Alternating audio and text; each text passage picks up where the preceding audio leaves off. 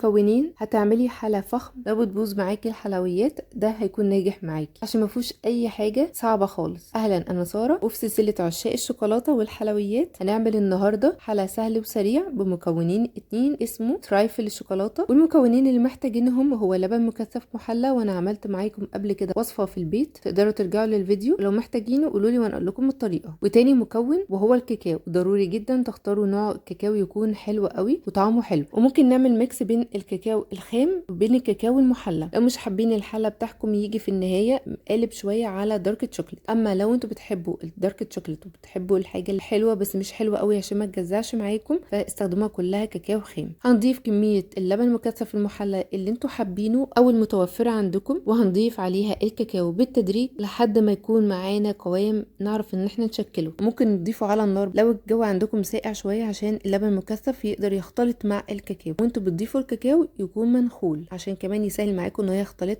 من غير تكتلات. بعد ما وصلنا للقوام ده، انا هقدر ان انا اشكله في صينيه على ورق زبده او كيس بلاستيك، بس يكون بارد شويه لو هتضيفوه على كيس تلاجة. اما لو انتوا عايزين تشكلوه على شكل مربعات بايديكم او كور، فالقوام بتاعها يكون اتقل شويه من كده، وهتقلب كمان معاكم شويه فيها شده كده شويه قريبه للنوجه. شفتوا كل حاجه بتتحكموا فيها على حسب رغبتكم، انتوا حابين النتيجه تكون عامله ازاي. وهسيبها في التلاجة، وبعد كده هنقدمها على طبقه حلوه قوي قوي من الكاكاو، وهنغطيها كمان بالكاكاو، وده شكلها النهائي. جربوه لو بتحبوا الشوكولاته، هتكون حلوه قوي قوي مع الاسبريسو مع القهوه الساده. قابلكم باذن الله فيديوهات وصفات حلويات جديده. سلام عليكم.